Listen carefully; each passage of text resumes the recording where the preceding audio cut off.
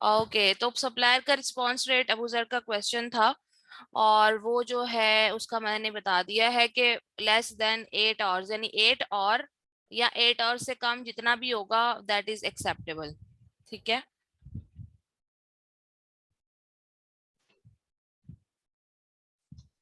उसामा कह रहा है कि उन्होंने अभी तक लेक्चर भी अटेंड नहीं किया। उसामा, आपकी टीम के मेंबर्स के नाम बताएं।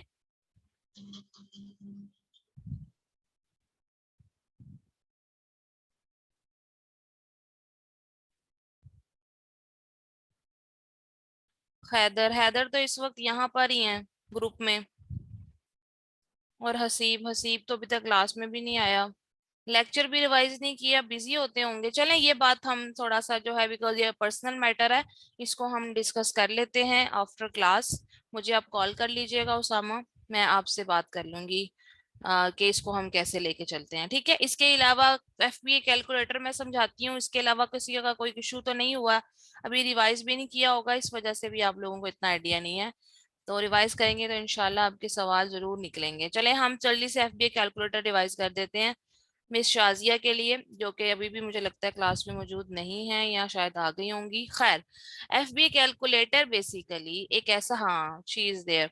एफबीए कैलकुलेटर क्या चीज बताई थी मैंने? एक लंबी चौड़ी सी दास्तान सुनाई थी कि हमने प्रोडक्ट बनवानी है, प्रोडक्ट ऐसी हो, प्रोडक्ट कहाँ से बनेगी, प्रोडक्ट का क्या करना है। इन सारी बातों के बीच में मैंने कहा था सबसे पहला काम ये होगा कि जब आप कोई एक प्रोडक्ट सेलेक्ट कर लेंगे कि ये मैंने बनानी है या ये बेचनी है, ये मेरी आइडियल प्रोडक्ट है, तो जो आइडियल प्रोडक्ट कोई भी जो आपने डिसाइड कर ली, मिसाल के तौर पे लेट्स से ये आपने डिसाइड कर ली, तो इस प्रोडक्ट को आपने अली बाबा पे जाके बनवाने का ऑर्डर तो देना है। पर अली बाबा पे जाने से भी पहले आपने ये तो डिसाइड करना है ना कि मैंने ये प्रोडक्ट कितने की सेल करनी है। मिसाल के तौर पे इसकी असल प्राइस जो है वो 27.99 है, तो 27.99 का ये बेच रहा है, तो आपने इसको $1 तो कम करके बेचना है। ये तो कॉमन सेंस की बात है। ठीक है, $2 भी कम कर लें तो बहुत अच्छी बात है, अगर चलें $1 आपने कम करके 26.99 का बेचना है, तो आपको कैसे पता चलेगा बजट बनाने में कि मैं अगर ये प्रोडक्ट कितने की बनवाऊंगा, कितनी फीसिस मैं अमेजोन को पे करूंगा, तो फिर उसके बाद मेरी प्रोडक्ट का रिजल्ट जो है, मींस के वो परसेंटेज प्रॉफिट की जिसका मुझे फायदा हो, कि मैं अगर 27 की या $26 की चीज बेच रहा हूं तो मुझे उसमें से कितने परसेंट बच जाएगा तो मेरा फायदा होगा, और बाकी एक्स्ट्रा जो चार्जेस हैं, फीसिस हैं, वो एक प्रोडक्ट के पीछे कितने पे करने हैं। इन सिंपल वर्ड्स बजट बनाना और प्रॉफिट मार्जिन को कैलकुलेट करना ये बहुत जरूरी है। इसकी वजह से ही आप सप्लायर से या मैन्युफैक्चरर से जो अलीबाबा पे है या मेड इन चाइना पे है या डीएच डेट पे है या ग्लोबल सोर्सेज कहीं पर भी है, उससे आप जो है गपशप लगाएंगे।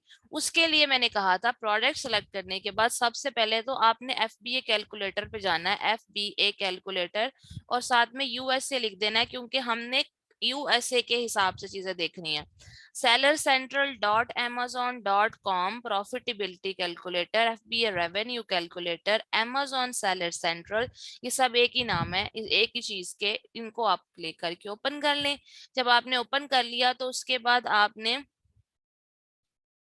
हाँ जी, आपने अली बाबा पे यूएसए का एड्रेस देना है आलिया, क्योंकि आपने प्रोडक्ट यूएसए में मंगवानी है। अब वहाँ एड्रेस देने की जरूरत नहीं पड़ती जब साइन अप कर रहे हो, वहां पे आप आराम से यूएसए लिख सकते हो। बट इन केस अगर जब वहां आप वैसे उन्हें बता रहे हो कि हमें फलां जगह प्रोडक्ट दे दें, अब ये बात मेरे ख्याल से मैं छठी सातवीं दफा बताने लगी हूँ, आपने उधर के आपने गूगल पे जाके अमेजोन वेयर हाउसेज एड्रेसेस लिखना है। वहां पे मुख्तलिफ वेबसाइट्स खुलेंगी, उसमें से किसी भी एक वेबसाइट से किसी भी अमेजोन के वेयर हाउस का एड्रेस उठा के सप्लायर को दे देना है, ताकि वो आपको एक शिपिंग कैलकुलेट कर दे। ये जस्ट आपकी प्रैक्टिस के लिए अभी होगा। ठीक है। अच्छा, कंटिन्यू, इसमें वापस आ जाते हैं। कंटिन्यू एज गेस्ट करना है। यहाँ पर फाइंड योर प्रोडक्ट में आपने एक प्रोडक्ट के बारे में बताना है, जिस तरह की प्रोडक्ट का आप कैलकुलेट करना चाह रहे हो रेवेन्यू। ठीक है। तो वो हम ये क्योंकि हमारी तो प्रोडक्ट अभी है नहीं, हमारे पास तो एसिन है नहीं। ठीक है, तो फिर हम यहाँ से इसका एसिन कॉपी करेंगे, ऊपर से भी कर सकते हैं, नीचे से भी कर सकते हैं, मैं वीडियो में बताया है डिटेल में। मैंने इसे यहाँ पे कॉपी करके सर्च किया, ये प्रोडक्ट आ गई। अब मैं चाह क्या रही हूँ, मैं योर फुलफिलमेंट वाली साइड पूरी नहीं करूंगी। योर फुलफिलमेंट मतलब FBM, मैं चाह रही हूँ Amazon फुलफिलमेंट, तो इसलिए मैं ये वाले बॉक्सेस को देखूंगी। अभी तक यहाँ पर सिर्फ ये 3 बॉक्स हैं, 4 बॉक्स हैं, मैंने ये फिल करने हैं। वो पूछता है आइटम प्राइस बता दो कि तुमने कितने की बेचनी है। मैंने आपको बता दिया। आप देखेंगे कि अगर मेरा कंपेटिटर 27.99 की बेच रहा है, तो मैं यहाँ पे बताऊंगा कि जी मेरी आइटम की प्राइस 26.00 होगी। ठीक है, 26, पूरा $26 की बेचूंगा। उसके बाद नेक्स्ट बॉक्स में शिप टू अमेजोन के आपको कितने चार्जेस पड़ते हैं एक प्रोडक्ट को अमेजोन पहुंचाने में, अगर आपने वो चाइना से या कहीं से भी मंगवानी है। मिसाल के तौर पे ये आपको रेट अगर आपका मैन्युफैक्चरर दे देता है DDP की सूरत में तो भी बहुत अच्छी बात है, अदरवाइज आप फॉर फ्रेट फॉरवर्डर या 3PL सर्विस वालों को यूज करेंगे, जो शिपर्स होते हैं, जो शिपिंग इधर से उधर पहुंचाते हैं। यहाँ पर उसको आप मिसाल के तौर पे वो आपको $1 देते हैं या 0.50 कहते हैं कि जी पर प्रोडक्ट हम इतनी आपसे शिपिंग कॉस्ट लेंगे, वो आपको बताएंगे। एवरेज स्टोरेज यूनिट एक आएगा क्योंकि हम एक प्रोडक्ट की अभी बात कर रहे हैं। और यहाँ पर कॉस्ट ऑफ प्रोडक्ट जो है ये आपने हमेशा एक ही रखना है। ठीक है, बाद में जाके आप इसको बढ़ा सकते हैं। जब आपको पता हो कि 500 यूनिट है तो फिर आपको पता चलेगा कि टोटल कितनी फीस है। वैसे आपने इसको हमेशा 1 ही रखना है। कॉस्ट ऑफ द प्रोडक्ट कहते हैं मैन्युफैक्चरिंग कॉस्ट को। कल सब लोगों ने ये बात यहाँ बताई थी मुझे कि प्रोडक्ट आपको बनने में कितनी कॉस्ट पड़ी है, वो उसको बनने में, लोगो लगने में, उसकी पैकिंग चेकिंग होने में, उसे कहते हैं कॉस्ट ऑफ द प्रोडक्ट या मैन्युफैक्चरिंग कॉस्ट। अब 27 या 26 रुपए की जो प्रोडक्ट है मिसाल के तौर पे, वो मुझे उन्होंने $6 की बना के दी है। मैंने कैलकुलेट कर दिया तो मेरे पास 33.23, ये देखना है आपने नेट मार्जिन।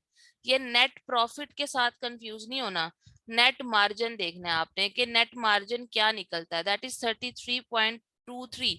मतलब अगर ये प्रोडक्ट आप $26 की बेचें, आपको $6 की बने और आपकी शिपिंग इतने पैसों की पड़े, तो इट वुड बी द 33.23%।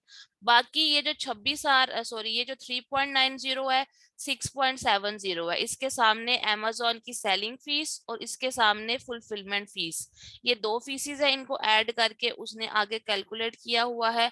ठीक है, ये वो कॉस्ट लेता है जो आप उनके वेयर हाउस में स्टोर करते हैं, 0.29। ठीक है, तो वो सारी कैलकुलेट करके आपको बताता है कि जी अच्छा ये 14.64 तो मैं ले लूंगा, बाकी चीजों को कैलकुलेट, क्योंकि इसका कैलकुलेटर अमेजोन का, लिहाजा वो आपके लिए इसको खुद ही कैलकुलेट कर लेता है। और वो आपको बता भी देता है कि ये जो मोटी मोटी बात तुमने मुझे बताई है, अगर इसको ऐसे करोगे तो इतना प्रॉफिट मार्जिन निकल आएगा।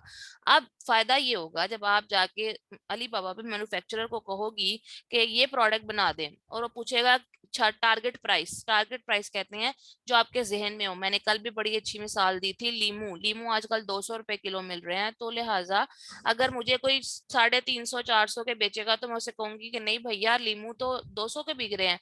क्यों? क्योंकि मेरे पास एक टारगेट प्राइस है। तो इसी तरह इस कैलकुलेटर से आपके पास एक टारगेट प्राइस आ गई कि $6 से अगर तो उसने मुझे ज्यादा महंगी बेची तो मेरा ये प्रॉफिट मार्जिन खराब हो जाएगा। ठीक है, तो आपने इसी रेंज में रहना है। 5 की ले लें, 5.5 $5 की, $5.50 की ले लें।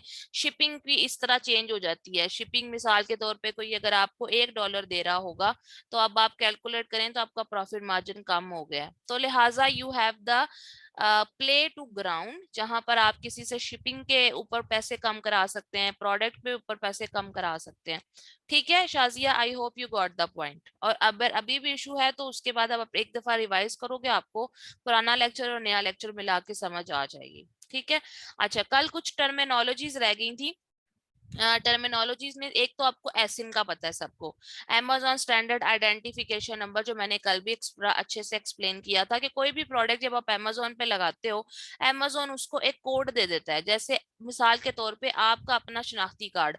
अब दुनिया में तहरीम तो बहुत सी होंगी, हो सकता है तहरीम अशरफ भी बहुत हो, मंजूर भी बहुत होंगे, ठीक है, अली भी अली तो बहुत ही ज्यादा होते हैं, उस्मान और Umar, these are very common names. तो ये इस तरह तो इतने लोग हैं, तो कैसे पता चलता है ये उस्मान इस उस्मान से डिफरेंट है, या ये उसामा इस उसामा से डिफरेंट है, या ये दानिश इस दानिश से डिफरेंट है? हमारे आईडी कार्ड से।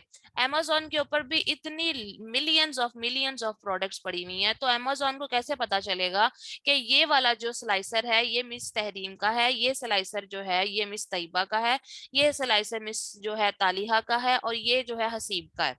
ये इसी तरह पता चलता है कि आप Amazon जैसे ही कोई प्रोडक्ट आप लगाते हैं उसको एक नंबर खुद से दे देता है। ठीक है, ये उस आईडी, ये जो आईडी है, ये आईडी कह लें या आईडी कार्ड नंबर कह लें, ये उस प्रोडक्ट का आईडी कार्ड नंबर होता है। इस प्रोडक्ट के इस आईडी कार्ड नंबर को जब भी आप डालोगे तो हमेशा यही प्रोडक्ट सामने आएगी, जैसे हमने यहाँ पे देख भी लिया। ठीक हो गया। अब बात आती है यूपीसी की। यूपीसी कहते हैं यूनिवर्सल प्रोडक्ट कोड को। मैंने इमेजेस भेजा भी था ग्रुप में, मैंने उसमें लिखा हुआ था UPC universal product code. Amazon demand UPC from you. Amazon आपसे यूपीसी मांगता है, सो यू बाय इट। आप, इसका मतलब है कि Amazon आपको खुद नहीं देगा, एसिन तो खुद दे देता है ना नंबर। यूपीसी जो है ना, ये भी एक नंबर होता है, एक कोड होता है जो कि Amazon आपको कहता है कि आप उसको दो। ठीक है, तो आपको इसको बाय करना पड़ता है GS1 से। ये भी एक CNIC की मिसाल ही है। ठीक है, और हर एक वेरिएशन का अपना यूपीसी होता है। अब मैं आपको बताती हूँ कि मैं क्या कह रही हूँ। आप जाते हैं, हाँ, मिसाल के तौर पे GS1 आपने लिखना है गूगल में, GS1। ठीक है, GS1 लिखेंगे तो ये आ जाएगा आपके सामने, ये वाला। ठीक है, इसमें www.gs1.org, ये आपने इसको क्लिक करके ओपन कर लिया। ये एक वेबसाइट है जो कि बार कोड्स देती है।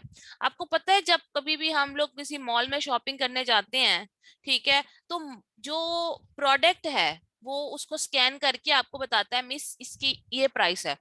वो कोड होता है, वो एक फार्मूला होता है, एक ऐसी इंफॉर्मेशन होती है हिडन, जिसमें लिखा होता है कि जी ये जो है ये सर्फ एक्सल है, 5 किलो का, 3.5 किलो का, ये इसकी सारी डिटेल्स हैं। यानी उस कोड के अंदर उस पूरी प्रोडक्ट की इंफॉर्मेशन होती है। अब उसको आप वहां स्कैन करें, उसको आप अपने घर लाके स्कैन करें, उसको अब इस्लामाबाद चले जाएं, उसी सर्फ एक्सेल को आप इवन के अमेरिका में भी जाके स्कैन करें, तो उसकी इंफॉर्मेशन नहीं चेंज होगी। क्यों? क्योंकि ये जो कोड उसके ऊपर लगा हुआ है ये बेसिकली कहलाता है यूपीसी, यानी यूनिवर्सल प्रोडक्ट कोड।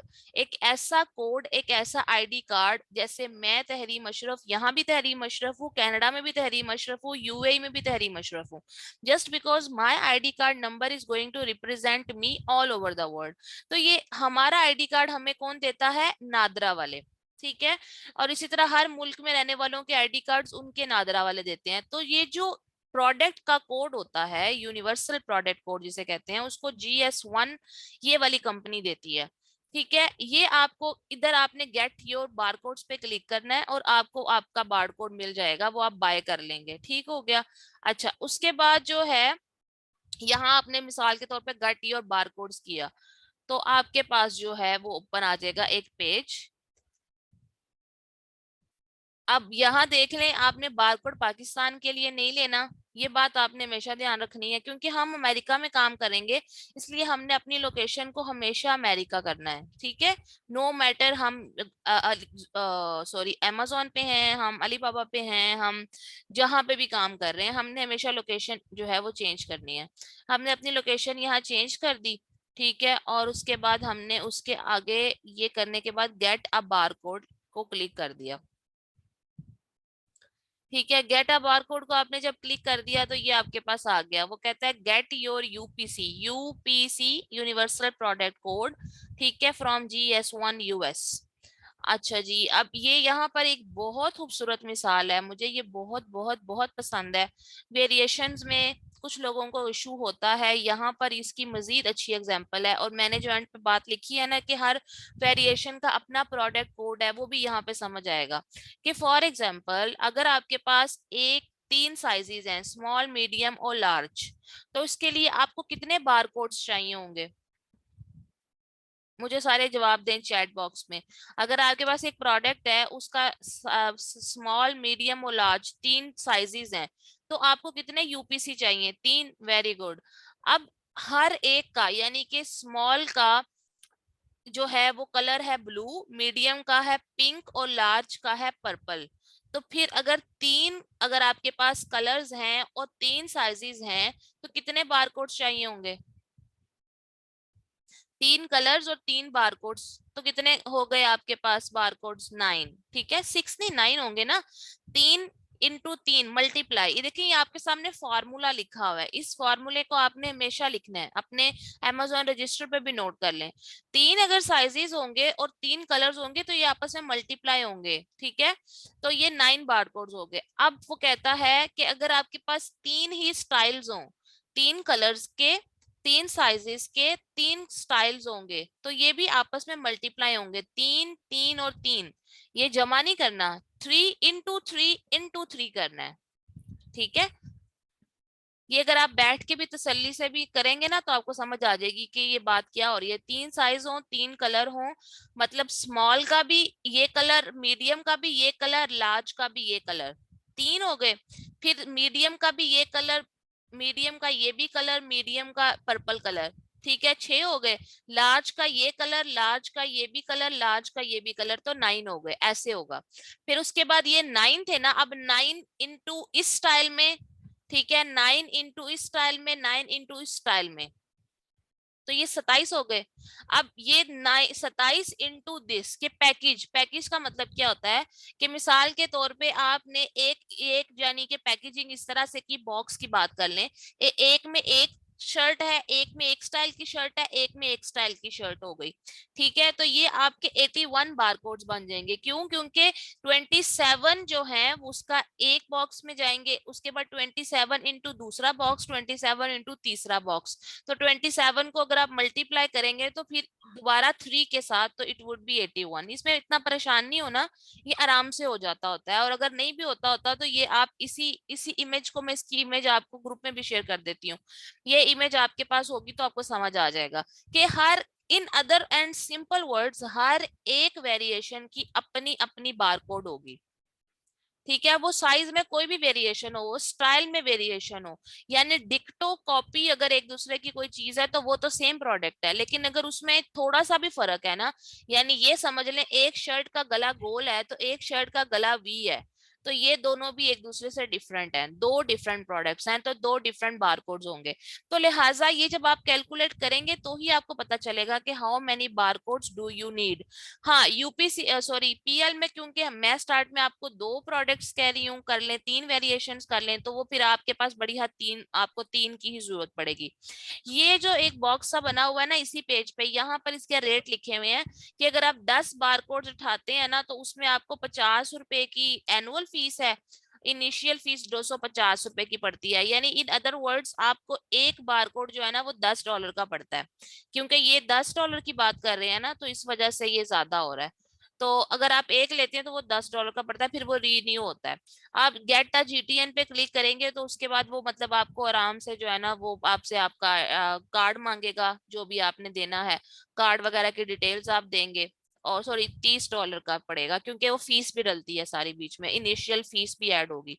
तो ये आप यहाँ पर अपना ब्रांड नेम बताएंगे, जी मेरा ब्रांड नेम ये है, जो भी आपका ब्रांड नेम अप्रूव हुआ हुआ है एलएलसी के थ्रू, वो वाला। और यहाँ डिस्क्रिप्शन के जी आपकी प्रोडक्ट क्या है, किस तरह की है, क्या साइज है, क्या नहीं है, सारा कुछ लिख के ऐड टू कार्ट करके बाय कर लेंगे, तो आपकी ये जो है वो हो जाएगी। ठीक है, ये इतना परेशानी वाली बात है। आप में से कोई अनम्यूट है? कौन अनम्यूट है आप में से?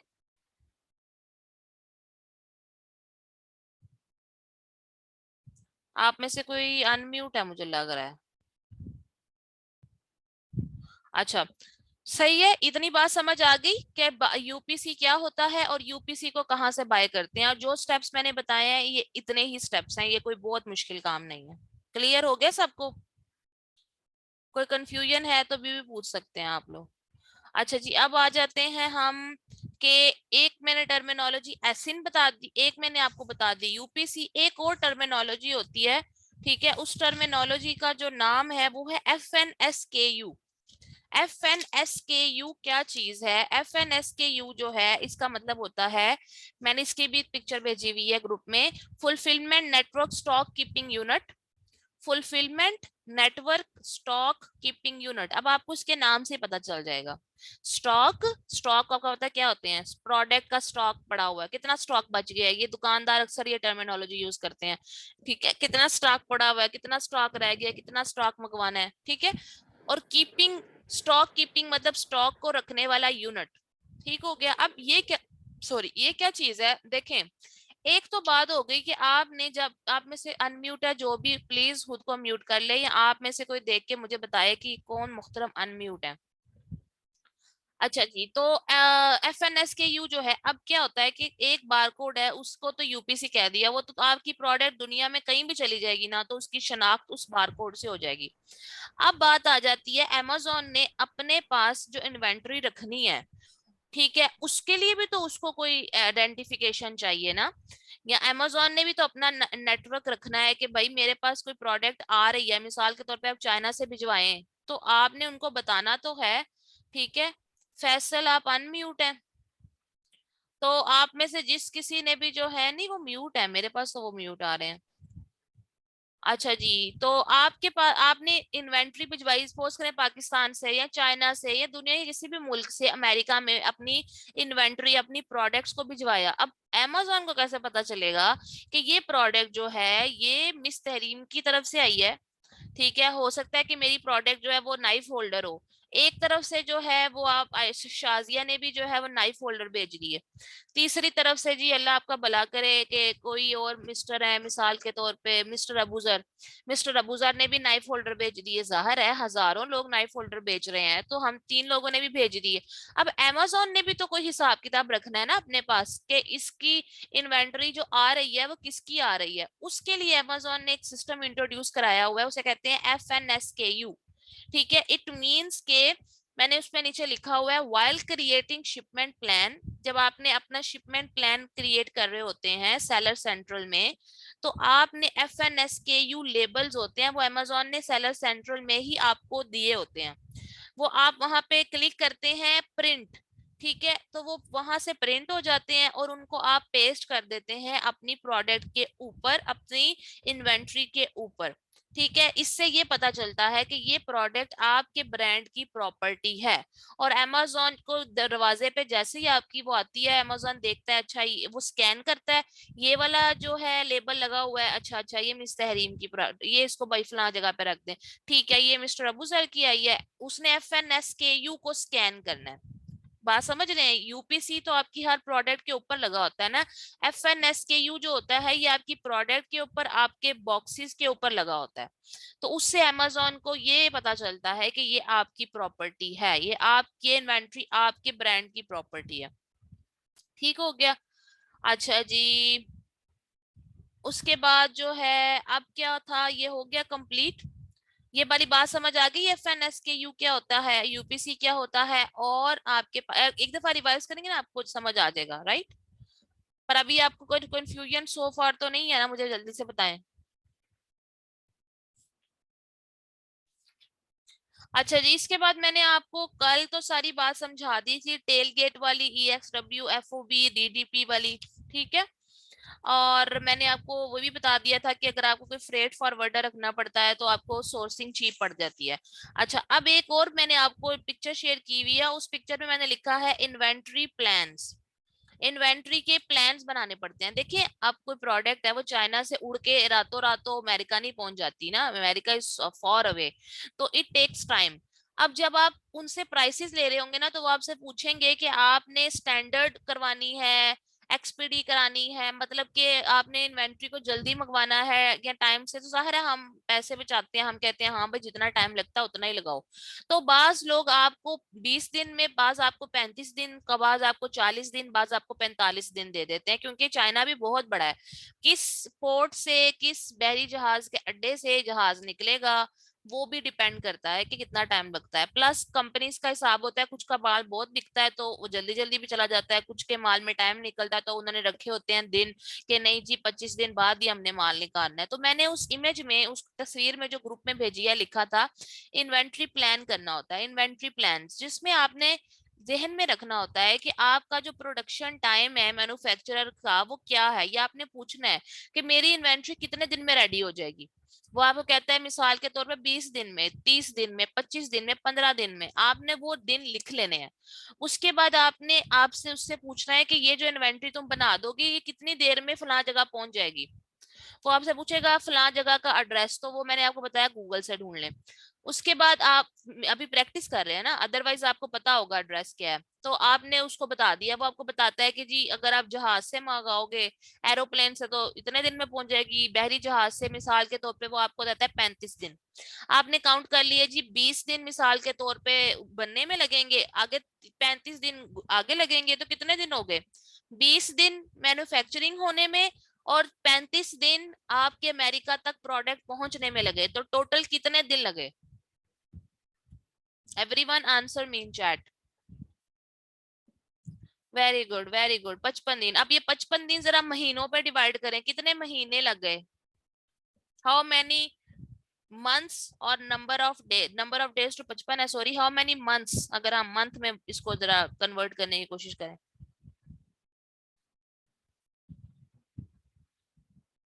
अप्रोक्सीमेटली मतलब अगर आप देखो 30 दिन एक महीने के, 25 दिन एक, ठीक है, तो एक महीना 25 दिन आपको लग गए। ठीक है। अब जी है इतनी वेरिएशन, एक महीना 5 दिन, एक महीना 25 दिन, 1.5 महीना, ये आप लोग क्या बोल रहे हैं? 20 दिन वो थे और 35 वो, तो ये कितने दिन? 55 दिन बने। तो 30 दिन एक महीने के होते हैं, तो 30 के बाद 40 और 50 और 5, हाँ दो में एक महीना 25 डेज बने। क्या हो गया आप लोगों को? ठीक है, एक महीना को 25 दिन लगे। अब आपने अपने जेहन में ये बात रखनी है कि मैंने अगर कोई प्रोडक्ट चाइना से मंगवानी है तो इसका मतलब है एक महीना 25 दिन में पहुंचेगी। तो अब आपने अपने पास इतना स्टॉक मंगवा लेना है पहली दफा में कि अगर वो बिक जाए तो ये ना हो कि आपको मसला पड़ जाए, आपके पास तो इन्वेंट्री नहीं होगी तो आप बेचेंगे कैसे। ये बहुत जरूरी होता है। ठीक है, अब बात आ जाती है, इसकी वजह ये है कि आपको ये पता होना चाहिए कि एक महीने में एवरेज कितने यूनिट्स आपके अंदाजे के मुताबिक सेल हो जाएंगे। ये हर किसी का अपना पर्सनल एक्सपीरियंस होता है। मतलब मेरे प्राइवेट लेवल के जो क्लाइंट्स हैं उनके साथ पहले मैंने स्टार्ट किया था तो 500 यूनिट, मतलब मेरे जेहन में ये होता था कि 500 यूनिट एक महीने का इनका सेल करना ही करना है। बेसिकली 300 मेरे जेहन में होता था, मैं 500 को ऑर्डर कर देती थी, वो भी बहुत अच्छा निजाम चलता था। लेकिन फिर ये है कि वो अगर एक महीने में मिसाल के तौर पे 300 यूनिट सेल हो गया तो अगले महीने में 600 यूनिट, तो मैंने 500 को ऑर्डर किया हुआ है और मेरी अगली इन्वेंट्री जो है वो फिर एक महीना और 25 दिन के बाद आनी है। कहने का मकसद ये है कि एक महीना 25 दिन तक अगर मेरी प्रोडक्ट ना पहुंची तो मैं शॉर्ट पे चली जाऊंगी। इसलिए मैंने इस सिनेरियो को चेंज करके 1100 यूनिट कर दिया, यानी कि 1100। ठीक है, जिसमें ये होता है कि मेरी एवरेज, क्योंकि 300 यूनिट पीएल में आराम से निकल जाता है, 500 को भी हाथ लग जाता होता है, तो लिहाजा हमारे पास अगर 1000 यूनिट होगा तो 2 महीने में आराम से निकल जाएगा और उसके बाद हम अगली इन्वेंट्री ऑर्डर कर सकते हैं। एक महीना 25 दिन तक वो आ जाएगी, यानी कि ये बैकअप बेहतरीन हो जाता है। एक महीना गुजर जाए, आपके 300-400 यूनिट भी सेल हो जाए तो आपको पता चल जाएगा, आप पीछे भी आपके पास 300-400-500 यूनिट पड़ा हुआ है, आप एक महीने बाद भी ऑर्डर करो और 2 महीने तक भी पहुंचेगी तो अगले महीने में भी आपका 300 या 400 बिकेगा। कहने का मकसद ये है कि ये फिर वो बात होती है कि आपने देखना है कि आपकी प्रोडक्ट कितनी रनिंग में है, कितना है, किस तरह है। स्टार्ट में ज्यादा भी आप बेशक मंगवा लो, लेकिन ये एक एवरेज है जो सेट की गई है, इसलिए कि आपके क्लाइंट को नुकसान भी ना हो। देखें, अगर प्रोडक्ट ना चले, मिसाल दे रही हूँ, पीएल की प्रोडक्ट ना चले तो आप मंगवा लें उनसे 5000 यूनिट, तो आप बाकी यूनिट के जो इन्वेंट्री है उसको कहाँ पे लिक्विडेट करेंगे? क्यों? क्योंकि वो किसी का मतलब वो प्राइवेट लेबल है ना, तो किसी के ब्रांड को तो कोई नहीं बेचता। अगर आपने सर्फ एक्सेल उठाई हो, हेड एंड शोल्डर, डव उठाया और नाइकी के जूते उठाए हो, ठीक है, किसी कोई मेकअप लिया हो किसी ब्रांड का, वो तो आपने कहीं और भी बेच दिया, लेकिन किसी अपने ब्रांड को तो नहीं बेच सकते। लिहाजा हम स्टार्ट में अपने जो इन्वेंट्री होती है ना उसको बड़े ही एहतियात के साथ डिसाइड करते हैं, और ये ध्यान में रख के कि हमारे कितने नंबर ऑफ डेज जो हैं वो स्पेंड होंगे। दो डिफरेंट प्रोडक्ट्स आप at a time 4 different products भी कर सकते हैं आलिया प्राइवेट लेबल के लिए, कोई आपको मना नहीं करेगा। लेकिन मेरी बहन $25,000 को गूगल करके देखें, ये बहुत बड़ी रकम है, इतना हौसला किसी किसी में होता है। और इसलिए हम खुद भी अपने जो क्लाइंट है उसको यही कहते हैं कि वो एक प्रोडक्ट पहले करे और उसका सक्सेस देखे। अगर वो कामयाब हो जाती है तो उसके बाद उसने अगली प्रोडक्ट तो इंट्रोड्यूस करानी ही करानी है, क्योंकि हमने उसका बनाना है स्टोर, प्रॉपर स्टोर। जैसे अगर लिपस्टिक आपकी चल गई है तो मस्कारा भी बनाए, मस्कारा चल गया तो बेस बनाए, बेस चल गया तो काजल भी बना ले, काजल चल गया तो खवातीन ब्लशन भी बना ले। ठीक है, यानी कि मेकअप की पूरी आप कैटेगरी को कवर करें। इसी तरह से जब कोई एक प्रोडक्ट आप बनाते हैं होम एंड किचन कैटेगरी में, तो आपने उसके बाद अगली प्रोडक्ट भी बनानी है, लेकिन पहली प्रोडक्ट की सक्सेस के बाद। देखिए ये वो बातें होती हैं जो आपने प्रैक्टिकली चीज तौर पे समझनी होती हैं, ठीक है ना, कि आपके क्लाइंट का नुकसान ना हो, ये बहुत बड़ी रकम है। और अगर आप उसकी वेरिएशन करा रहे हैं तो फिर तो वैसे ही बजट बहुत कम पड़ जाता है और चीजों को मैनेज करना मुश्किल हो जाता है, लिहाजा। और मेरा हमेशा अपने क्लाइंट्स को ये मशवरा होता है कि आप पहली दफा में पीएल जो कर रहे हैं ना, आप करें। आपके पास जो आगे प्रॉफिट आएगा ना, उस प्रॉफिट को आप अगली प्राइवेट लेबल प्रोडक्ट के लिए इन्वेस्ट करें।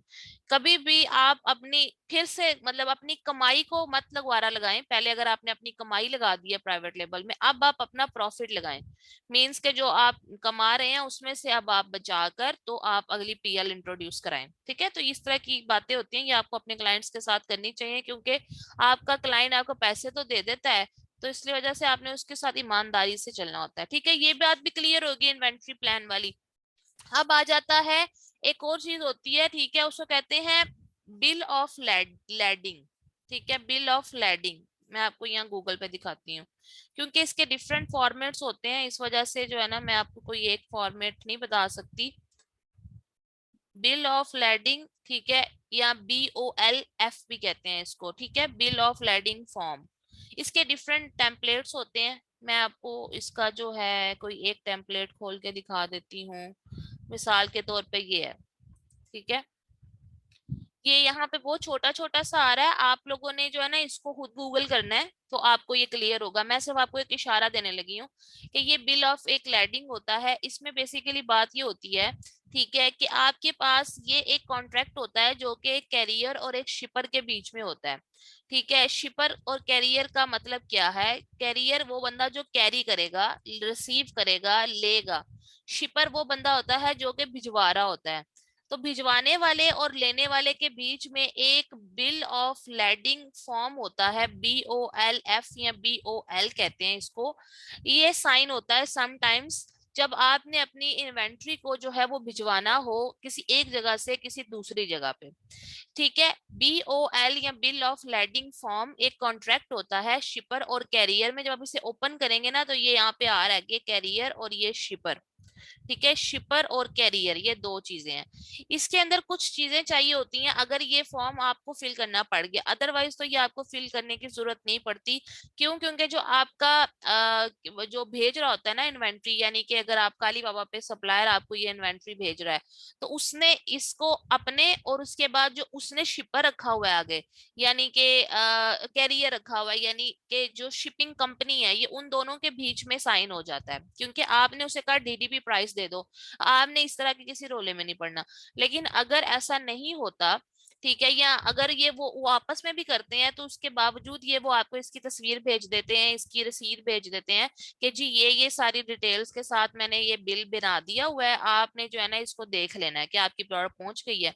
तो आप कहते हैं ठीक है। अदरवाइज अगर आप किसी को हायर कर रहे हो तो तब आपने ये जो इन्वेंट्री है जब किसी जगह से किसी जगह पे भेजनी है, तो अब आप तो पाकिस्तान में हो, आप तो रिसीव नहीं करोगे। लेकिन ये जो बिल है फिर ये चाइनीज कंपनी जो आपका मैन्युफैक्चरर है और जिसको आपने हायर किया है उसके बीच में होगा।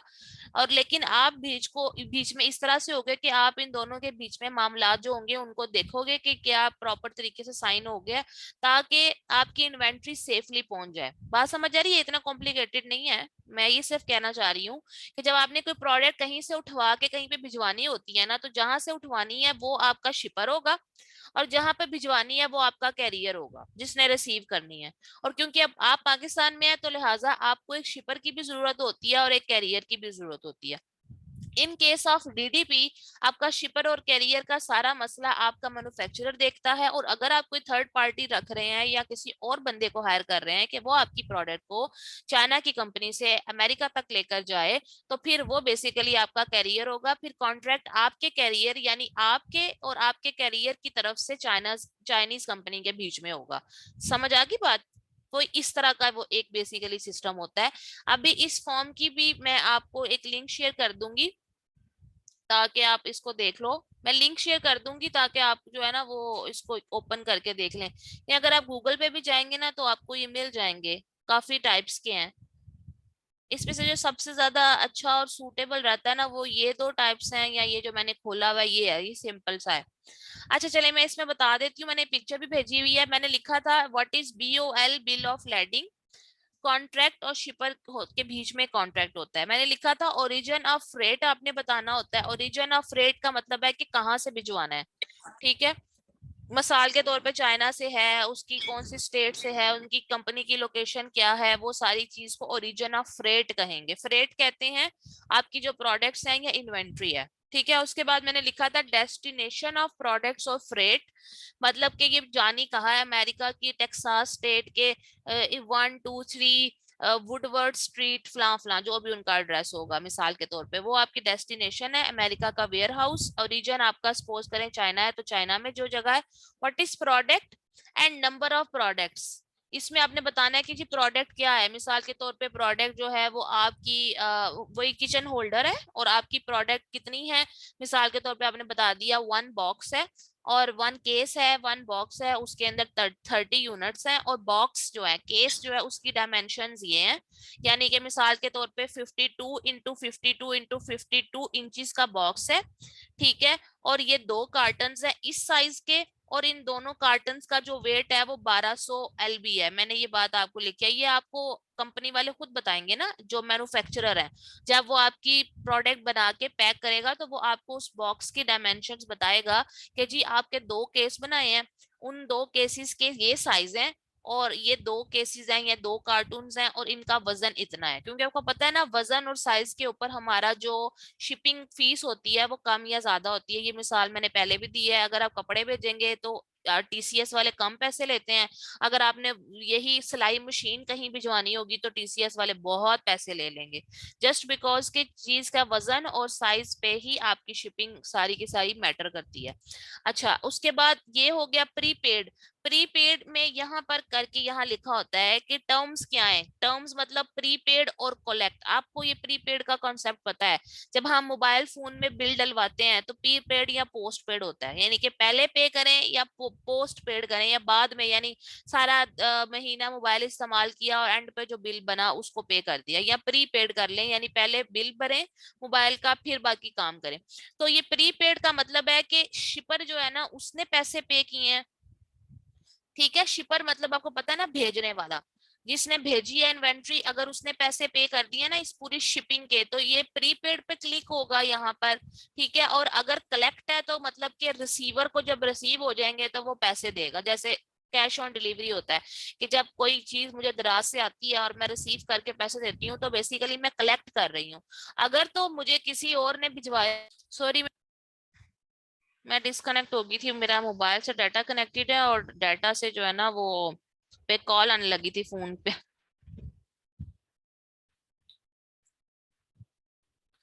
ओके, तो मैं आपको बता रही थी कि शिपर और कलेक्ट और प्रीपेड का क्या मतलब होता है। उसके बाद शिपर के साइन ये लिखे हुए हैं, सिग्नेचर ऑफ शिपर के मतलब जिस जो भेज रहा है उसके साइन, कैरियर के साइन, ठीक है। और उसके बाद रिसीवर के साइन अगर कहीं पे हो तो कि कौन रिसीव कौन करेगा।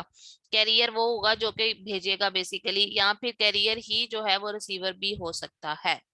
ये सारी छोटी छोटी सी बातें थी, ये मैंने आपको इमेज भी भेजी हुई है। इस तरह से होगा। अगर इन केस कभी ऐसा होता है फॉर्म चेंज हो जाता है, यानी ये जैसे ये वाला है बिल ऑफ लेडिंग, तो इसमें परेशान नहीं होना, सेम वही बातें होती हैं लेकिन डिफरेंट स्टाइल से लिखी होती हैं। तो we can handle it together. Like अगर कभी आपको ये करना पड़ जाए और आप कहें कि अच्छा मैडम ने तो ये वाला फॉर्म बोला था, अब हमें अचानक ये वाला फॉर्म आ गया, क्योंकि फॉर्म भरने से लोगों की बड़ी जान जाती है। तो आपने परेशान नहीं होना, आप मुझे पूछ सकते हैं, आई विल हेल्प यू। बल्कि आपको खुद भी समझ आ जाएगी, ठीक है। जब आपको टर्मिनोलॉजीज का पता होता है ना तो आप कोई भी फॉर्म सॉल्व कर सकते हो। ये बात क्लियर होगी आप सब लोगों को?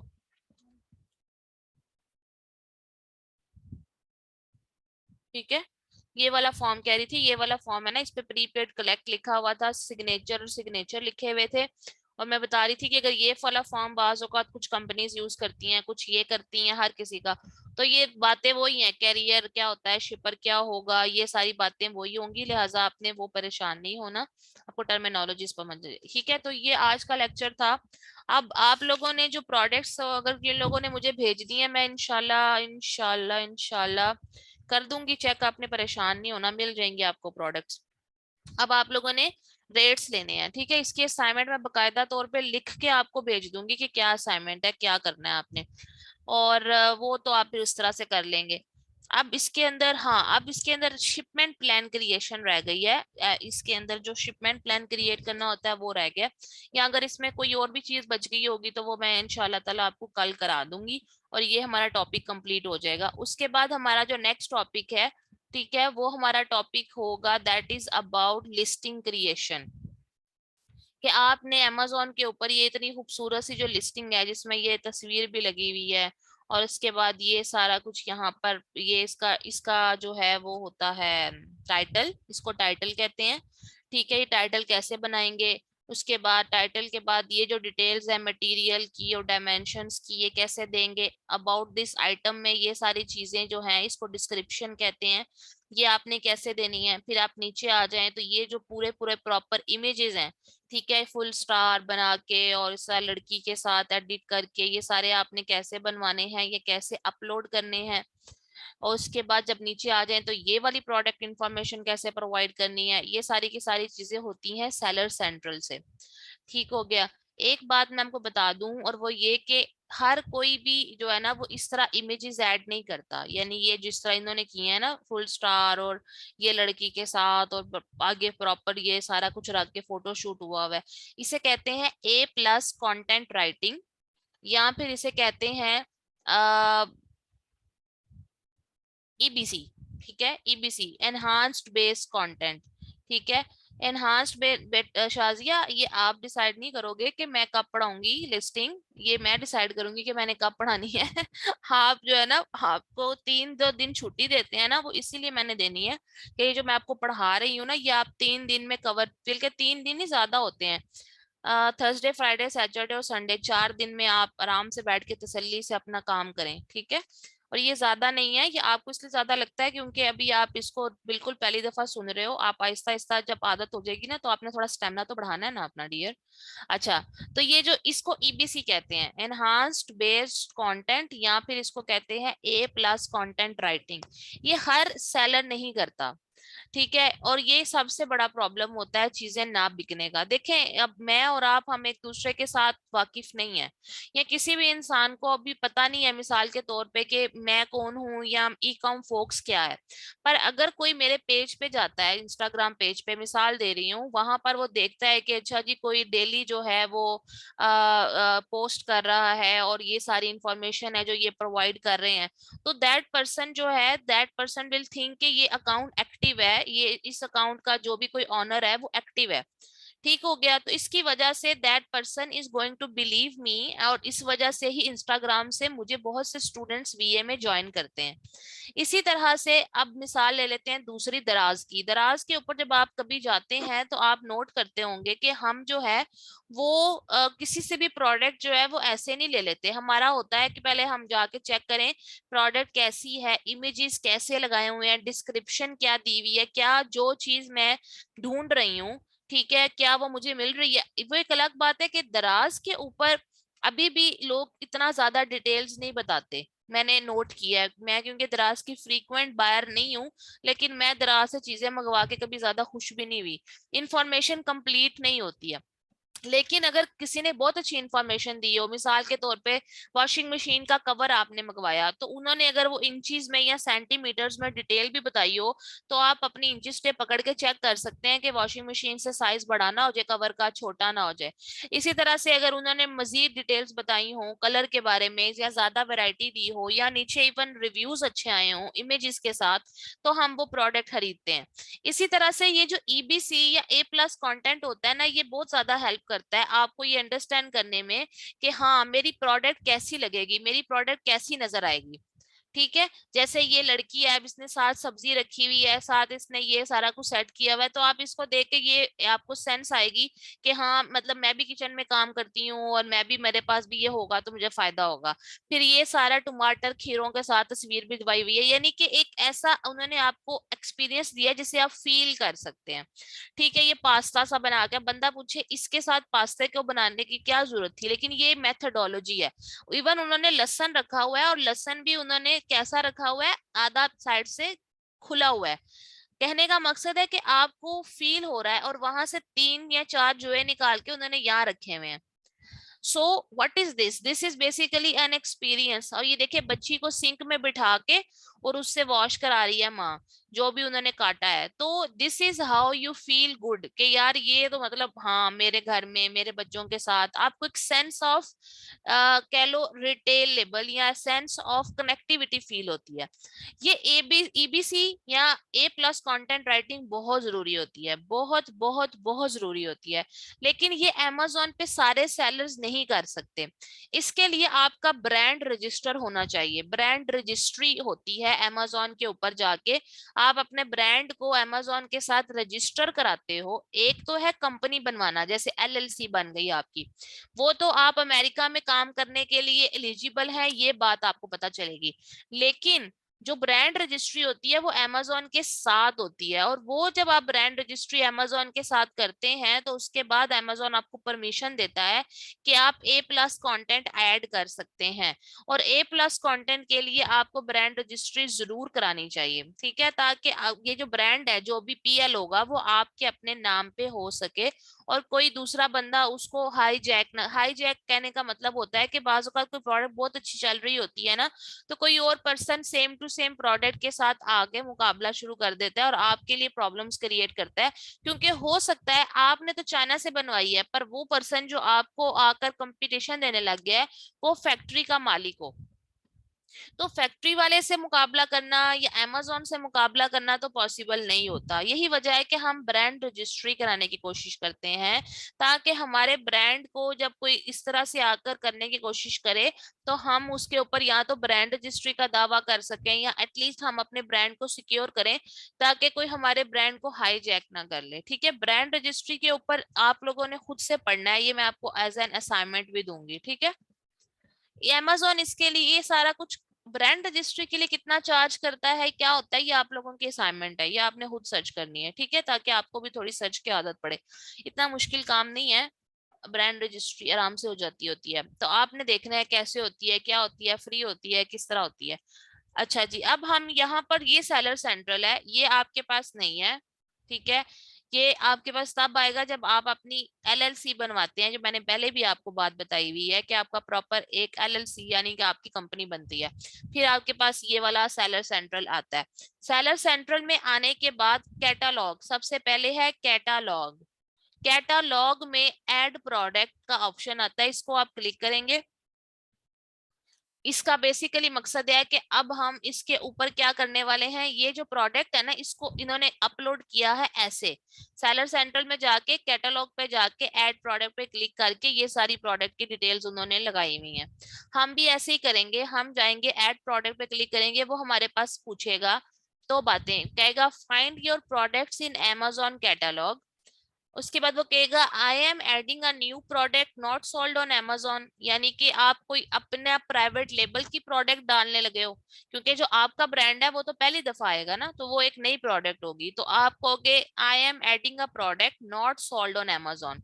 लेकिन अगर आप होलसेल करोगे ना तो आप कहोगे I am uploading a file to add multiple products.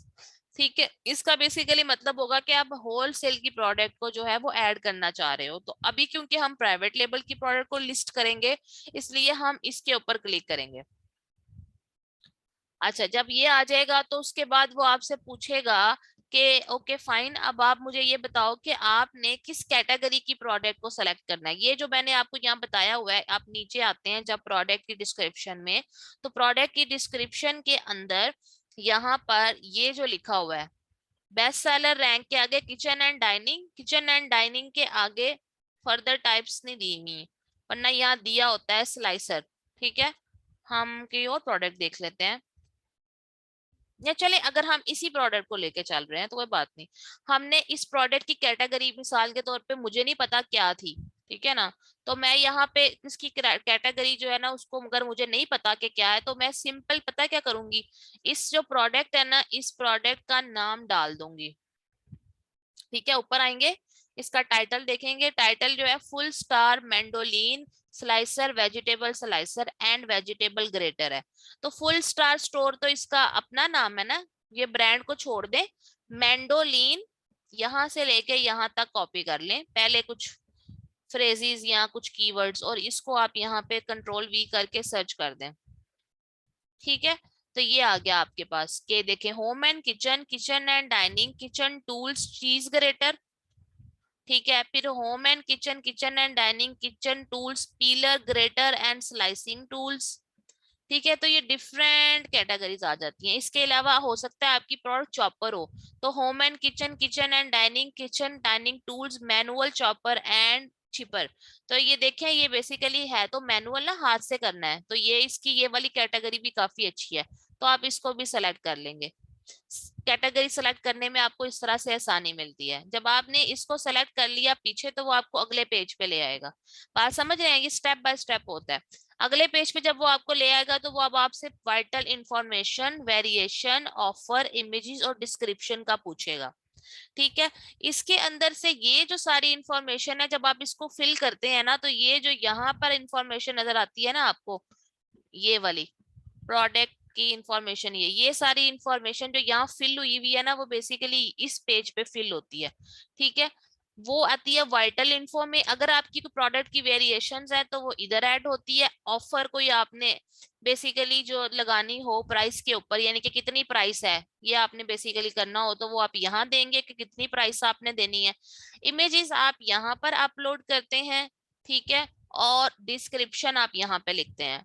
मैं आपको अभी प्रोडक्ट डिस्क्रिप्शन का बता देती हूँ कि वो क्या होती है। प्रोडक्ट डिस्क्रिप्शन ये वाला पार्ट है, जब आप इधर आते हैं ये, तो ये जो सारा है ना अबाउट दिस आइटम, ये सब पॉइंट्स है ना, बुलेट पॉइंट्स 1 2 3 एंड 4 एंड 5, ये बेसिकली अबाउट दिस आइटम होते हैं। इनको आप यहाँ बुलेट पॉइंट्स में ऐड कर सकते हैं वन बाय वन करके। ठीक है, हो गया। और इसके बाद यहाँ पर प्रोडक्ट डिस्क्रिप्शन में आप यहाँ पर टाइटल को ऐड कर देंगे। ठीक है, क्यों? क्योंकि ये जो टाइटल है ये, और उसके बाद आपका ये जो प्रोडक्ट की डिस्क्रिप्शन है ये सारे कीवर्ड्स पे कंसिस्ट कर रहे होते हैं। ठीक है, यानी कि आपको मैंने बोला था keywords are very very important. मैंने आपको असाइनमेंट में कीवर्ड्स ढूंढना नहीं बताया था कि आप लोग प्रोडक्ट हंटिंग कर लें पहले, फिर मैं आपको असाइनमेंट दूंगी कीवर्ड्स ढूंढने की, कि जो भी प्रोडक्ट आपने सेलेक्ट किया आपने उसके अंदर से मुझे कीवर्ड्स ढूंढ के बताने हैं।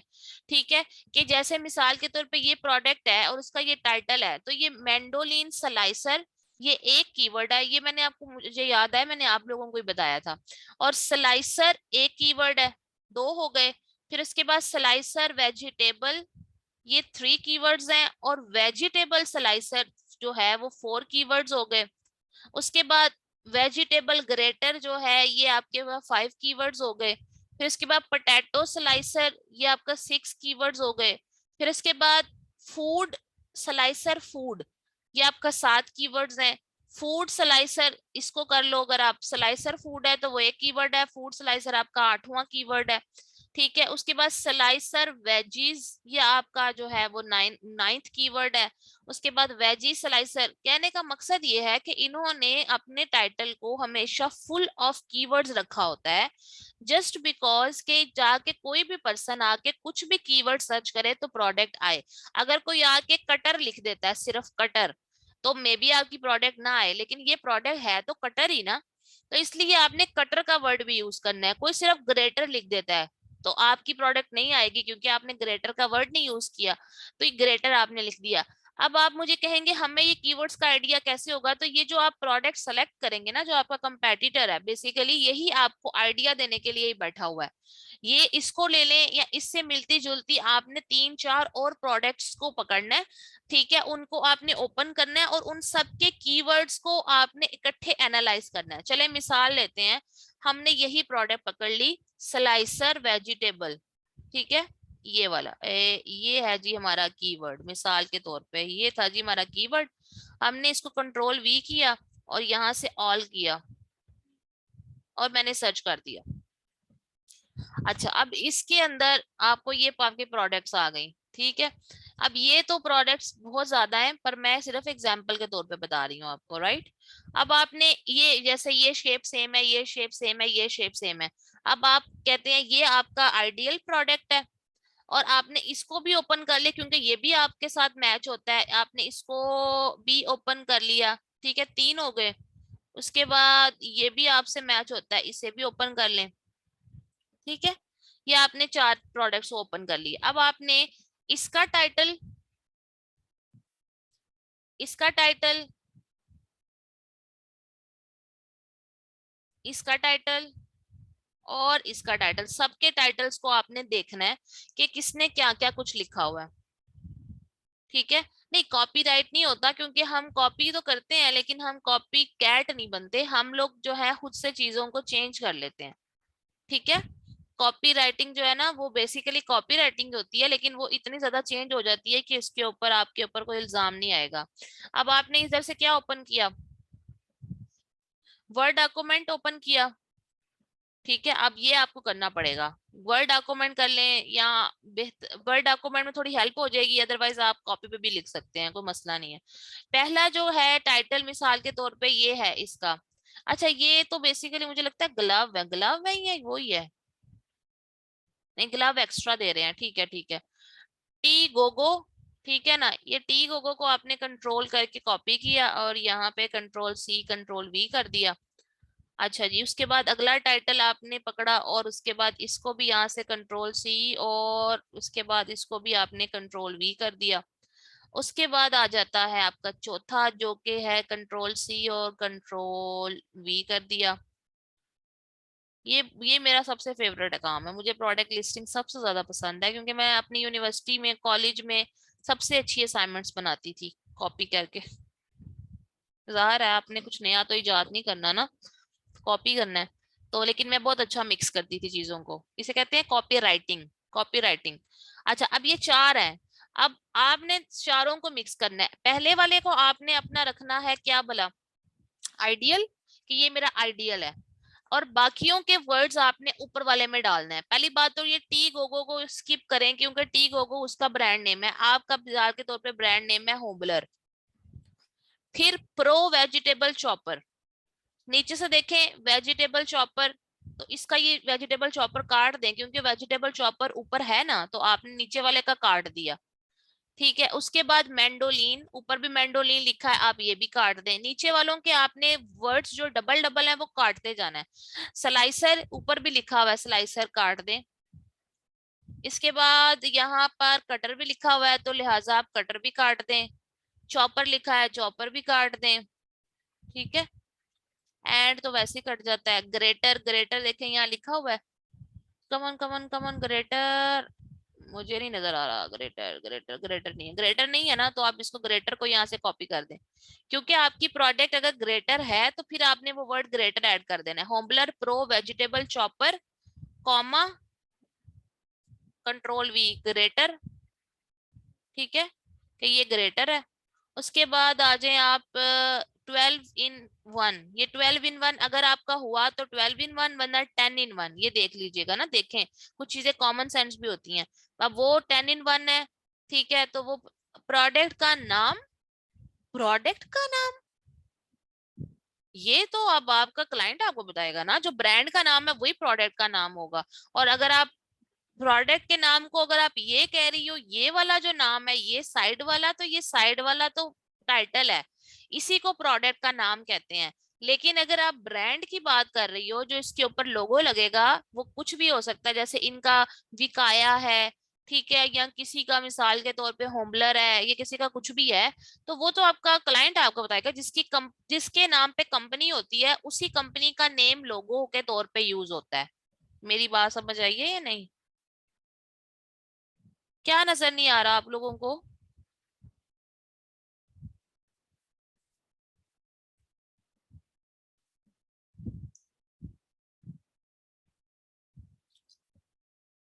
नजर नहीं आ रहा? अभी भी नहीं नजर आ रहा? ओ ओ, प्रोडक्ट लिस्टिंग नजर नहीं आ रही थी।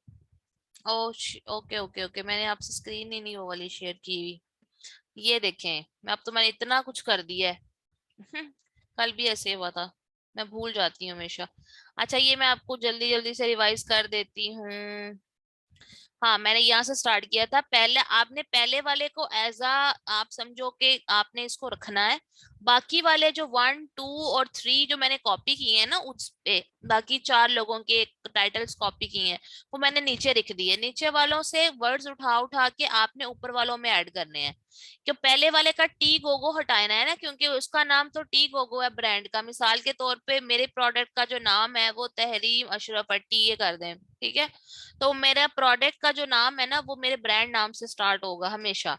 तो पहले लिख दिया टीए प्रो वेजिटेबल चॉपर, ठीक है। अब आपने नीचे से वो सेम वर्ड्स जो ऊपर लिखे हैं वो काटते जाना है। जैसे वेजिटेबल चॉपर तो ऊपर भी लिखा है ना, तो आपने इसका वेजिटेबल चॉपर काट दिया। नीचे आए, इसका वेजिटेबल चॉपर भी काट दिया। ये इसका पहले ब्रांड नेम होता है, ये भी काट दिया। इसका जो है, इसका देखें वेजिटेबल स्लाइसर है, ये काट दें। और चॉपर फॉर वेजिटेबल भी काट दें। सेम की सेम थे ना, इसलिए। अब 10 in 1 है तो आप देख लें, इनका 12 in 1 है। अगर आपका 10 in 1 हुआ तो 10 in 1 रख दें, अगर 12 in 1 हुआ तो यहाँ पे इसको चेंज कर दें 10 in 1, यहाँ से काट दें 10 in 1। यहाँ 8 ब्लेड्स हैं, ये भी काट दें। आपके जो ब्लेड्स है ना, आपने उन्हीं को रखना है। ठीक हो गया। उसके बाद आ जाए मैंडोलिन स्लाइसर, तो ये मैंडोलिन स्लाइसर अगले टाइटल में से काट दें। अगले टाइटल में से ये भी काट दें। ओके, उसके बाद आ जाता है स्लाइसर, ठीक है। तो यहाँ पर वेजिटेबल स्लाइसर लिखा हुआ है, ये भी काट दें।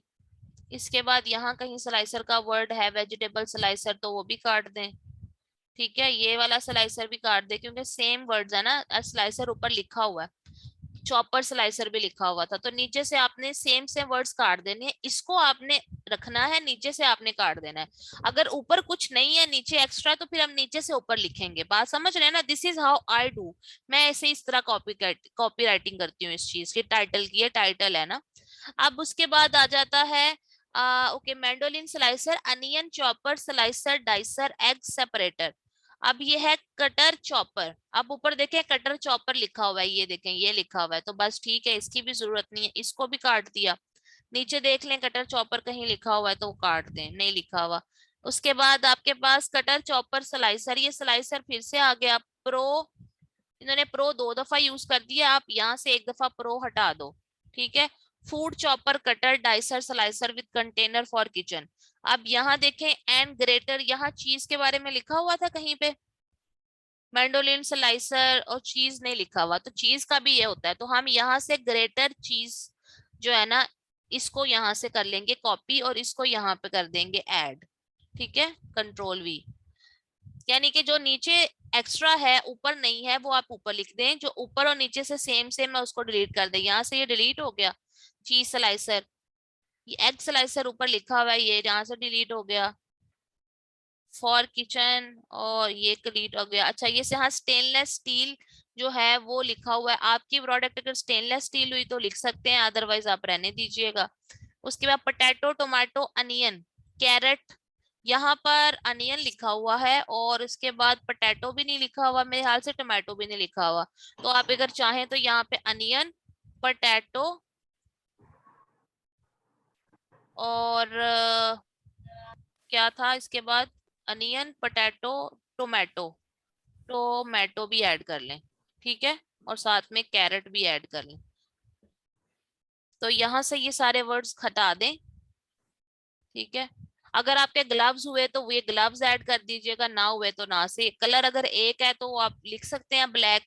मिसाल के तौर पे अगर मेरा ग्रीन है तो मैं ग्रीन लिख दूं, ठीक है। अगर नहीं लिखना तब भी कोई मसला नहीं। अगर वेरिएशंस हैं तो वेरिएशन तो अलग से कलर आता है, ठीक है। उसके बाद ये भी हो गया प्रोफेशनल फूड चॉपर, ये नहीं लिखा हुआ ऊपर कहीं पे, ठीक है। फूड चॉपर लिखा हुआ है तो प्रोफेशनल का वर्ड नहीं है, तो वो आप ऐड कर लें, प्रोफेशनल, ठीक है।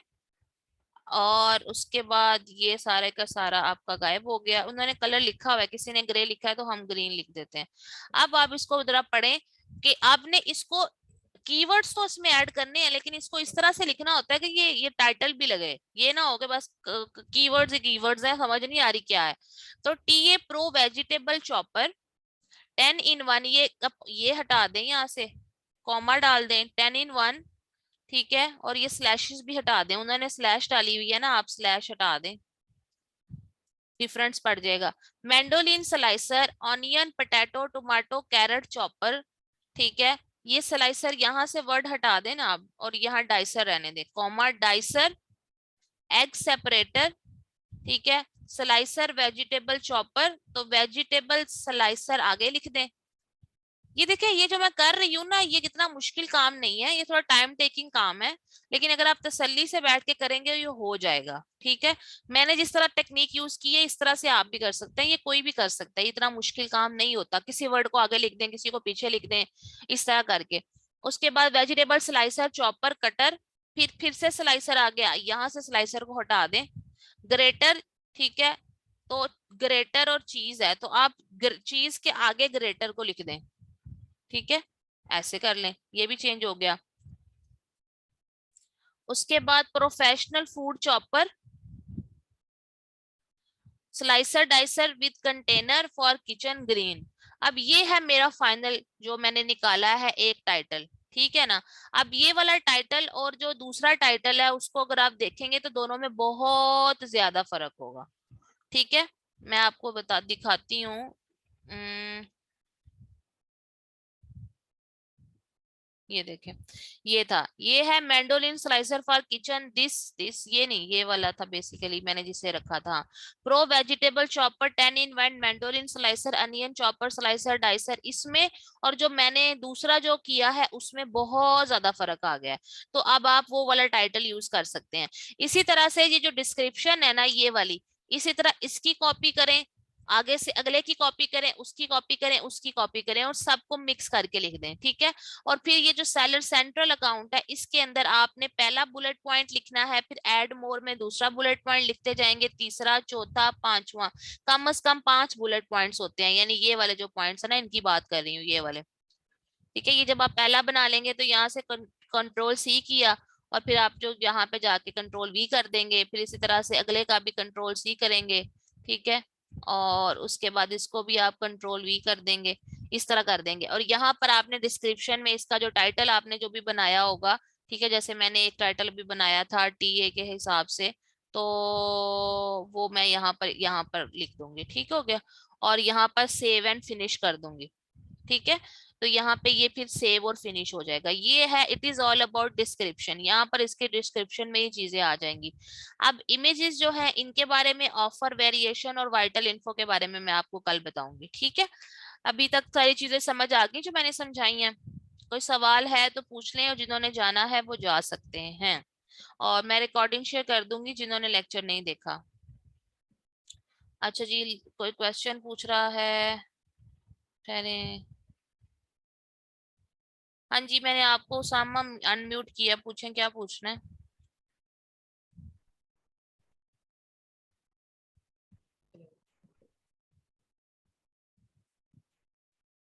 ये वाला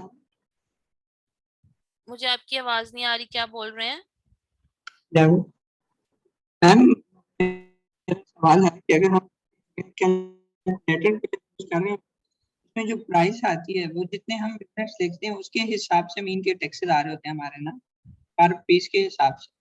ठीक है। मीन मैं पूछना ये चाह रहा हूँ, वो जो टैक्सेस आ रहे होते हैं वो पर पीस के हिसाब से आ रहे होते हैं, या वो एक कॉस्ट दे देते हैं भाई इतना हमारा टैक्स है ये आपने देना है, ये बनता एफबीए कैलकुलेटर की बात पूछ रहे हैं? है जी। हाँ जी, उसमें एक प्रोडक्ट लिखी थी ना, वो वन लिखते हैं जब हम के ये वन प्रोडक्ट है, तो वो एक प्रोडक्ट के ऊपर अमेजोन जितनी भी हमसे फीसिस लेगा, टैक्सेस लेगा, जो कुछ भी मामलात होंगे वो सारे उसमें एक प्रोडक्ट का वो बता रहा है कि एक प्रोडक्ट पे मैं इतने पैसे आपसे चार्ज करूंगा, $7, $8 जितने भी हैं। अब 2 प्रोडक्ट्स हो जाएंगी तो आप खुद देखें वो $14 बन जाएंगे, ठीक है। इसके अलावा जो टैक्स होता है ना वो एक हार्श लिमिट के बाद लगता होता है। जैसे यूके में तो आपने 17 पॉइंट समथिंग टैक्स होता है, वो आपने हर प्रोडक्ट पे एक्स्ट्रा गवर्नमेंट को भी देना होता है। अमेरिका के अंदर ऐसा टैक्स नहीं होता, लेकिन इसके अलावा आपकी सेल पे भी डिपेंड करता है कि कितनी ज्यादा सेल जब आपकी हो जाएगी तो उसके बाद आपके ऊपर टैक्स लगेगा। तो वो फिर सारी ये बातें जो होती है ना, ये आपको कंपनी वाले बताते हैं। कंपनी वाले मतलब कि जिनसे आप अपनी एलएलसी बनवाते हो ना, वो अकाउंटेंट्स होते हैं। तो अकाउंटेंट्स आपको इस हवाले से सारी बातें डिटेल में डिस्कस कर देते हैं। वो आपके टैक्स के मामला आपको भी डील कर लेते हैं, क्योंकि वो बेसिकली अमेरिका से काम कर रहे होते हैं ना। मैम दूसरा क्वेश्चन है कि अगर हमारा एक प्रोडक्ट है और उसका एक ही कलर है और एक ही साइज है, जो यूनिवर्सल या बारकोड होगा वो तो सेम होगा, हाँ सेम जी, होगा। हाँ जी, बिल्कुल ऐसा ही है। ओके।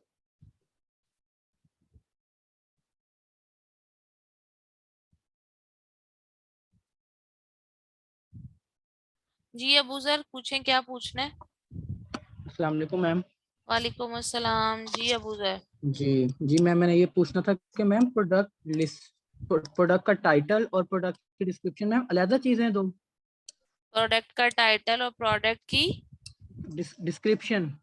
प्रोडक्ट की डिस्क्रिप्शन और प्रोडक्ट की जो टाइटल है ना, वो एक ही चीज है क्योंकि मैम वो बेसिकली। प्रोडक्ट डिस्क्रिप्शन वो नहीं होती मैम, नीचे करके वो बड़ा सा लिखा होता है, बुलेट पॉइंट्स के नीचे वो बड़ा सा लिखा होता है नीचे प्रोडक्ट। बड़ा सा क्या लिखा होता है नीचे? मैम प्रोडक्ट के बारे में लिखा होता है ना मैम, डिस्क्रिप्शन वो बड़ी सी लिखी होती है, लंबी सी प्रोडक्ट डिस्क्रिप्शन लिखी होती है प्रोडक्ट की। जब हम कोई भी प्रोडक्ट मैम सर्च करते हैं, कोई भी प्रोडक्ट हम पे क्लिक करते हैं, नीचे लिखी होती है। मैंने अभी आपकी बात सुनते सुनते वो खोल रही हूँ, देख रही हूँ कि आप क्या कह रहे हो। प्रोडक्ट अबाउट दिस आइटम के तो बुलेट पॉइंट्स हो गए ना, तो उसके बाद जी आप मैम, जी मैम। डिस्क्रिप्शन कह रहे हो, वो आप मुझे जो बता रहे हो वो क्या है?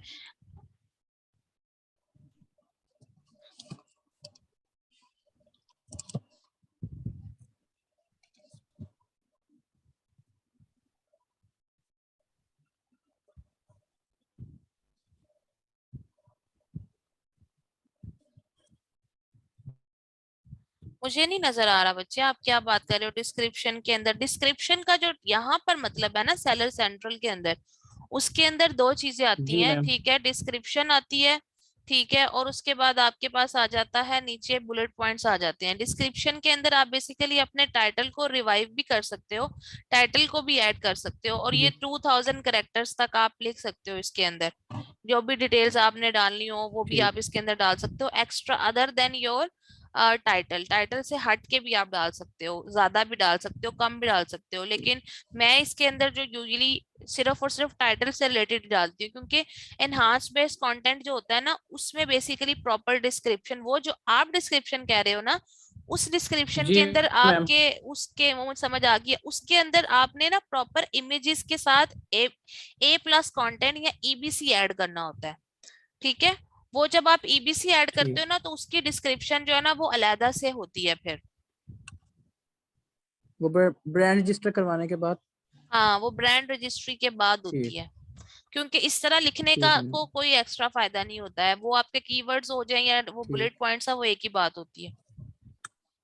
ठीक है मैम, थैंक यू। ओके, इसके अलावा किसी ने कुछ पूछना है? मैम 30% जो प्रॉफिट मार्जिन आता है, ये क्लाइंट और हमारा कंबाइन होता है? नहीं आलिया, हमारा कंबाइन नहीं होता है। हम लोग उनसे, अगर तो हम उनका सारा अकाउंट देख रहे हैं ना, ए टू जी हर चीज, तो वो महीने का हमें 400 450 देता है डॉलर, सारा अकाउंट संभालने का। तो फिर तो आपके होंगे, अगर अगर आप सारी चीजें खुद नहीं संभाल रही हो, तो फिर आपको जितनी कोई सर्विस है उसके पैसे अलहदा होते हैं। मिसाल के तौर पे प्रोडक्ट हंटिंग के 150 200 डॉलर ले लें, डिस्क्रिप्शन राइटिंग का 150 200 डॉलर ले लें, ठीक है? तो सारा अकाउंट अगर देख रहे हैं तो वो 450 में होता है। अब बात आ जाती है कि सैलरी लेनी चाहिए या परसेंटेज लेनी चाहिए। मैंने तो कभी परसेंटेज पे काम नहीं किया, ठीक है? बिजनेस किसी का है, उसका ही रहे, मैं उसमें पार्टनरशिप, इस तरह की पार्टनरशिप पे बिलीव नहीं करती कि काम मैं करूं और फिर मुझे पैसे मिले। इसमें मैं सैलरी मुझे पसंद है, मतलब मैं जो काम कर रही हूँ मुझे उसके पैसे दिए जाएं। हाँ, तो बाकी बात आ जाती है इस परसेंटेज को डिवाइड करने की। तो ये अगर आपका उसके साथ इस तरह का मामला है 70-40 वाला, 30-70 वाला या 40-60 वाला, मतलब कि अगर 30% बचता है तो 30% में से उसको आगे से डिवाइड करके, ये आपके ऊपर और आपके क्लाइंट पे डिपेंड करता है आप उसके साथ क्या डील करते हैं। ठीक है, आप कोशिश करें कि आप लोग उनके साथ जो है वो सैलरी बेस पे ही रहें। ये वैसे अदरवाइज ये जो 30% था, मैंने वैसे 35 बोला हुआ है, 35% जो है ना ये आपका सिर्फ आपके क्लाइंट का प्रॉफिट है सारा।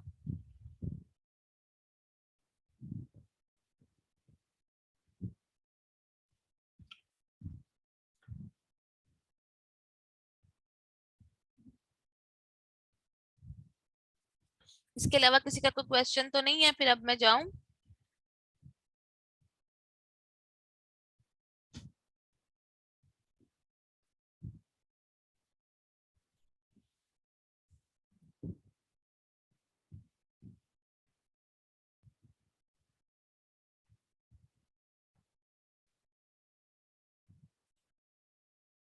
ओके एवरीवन, फिर इंशाल्लाह ताला कल मुलाकात होती है। जी जी मेरे डियर, मैंने अभी अभी आपको बकायदा करके दिखाया है, ये देखिए मैं आपको दोबारा दिखा देती हूँ। यहाँ जो है ना ये डिस्क्रिप्शन लिखी हुई है ना, ये देखिए प्रोडक्ट डिस्क्रिप्शन का अलग बॉक्स है, बुलेट पॉइंट्स का अलग बॉक्स है। अगर आप इधर आ जाओ तो ये जो टाइटल है ये एक तो आपको डिस्क्रिप्शन में आएगा, इसके अलावा बुलेट पॉइंट्स में ये आएंगे 1 बाय 1 करके। और जो अबू जर कह रहा था वो नीचे आने के बाद यहाँ पर एक ये प्रोडक्ट डिस्क्रिप्शन लिखा होता है, उसके अंदर इमेजेस ऐड होते हैं असल में, ये वाले, ये देखें डिटेल के साथ हर चीज के ऊपर क्या साइज है ब्लेड का। ठीक है, इस तरह ये इस तरह का ऐड होता है डिस्क्रिप्शन में। जो अबूजर कह रहा था ना वो इस तरह अब इस तरह ऐड होता है A+ कंटेंट राइटिंग में। तो इसलिए आपके डिस्क्रिप्शन में आपने अपना टाइटल ही लिखना होता है यहाँ पे। ठीक है, ये डिस्क्रिप्शन है, ये बुलेट पॉइंट्स हैं। अगर ओवरऑल आप बात करो तो आप प्रोडक्ट डिस्क्रिप्शन में या प्रोडक्ट लिस्टिंग में ये सारा कुछ कह सकते हो, टाइटल, ये बुलेट पॉइंट्स, और टाइटल को ही डिस्क्रिप्शन भी कह सकते हो। इसके अलावा नीचे आ जाओ तो ये सारे इमेजेस ऐड करना, ये भी प्रोडक्ट लिस्टिंग में आता है। प्रोडक्ट की ये इंफॉर्मेशन भी देनी है, ये मैं आपको कल बताऊंगी सारा कुछ। ठीक है, ओके एवरीवन।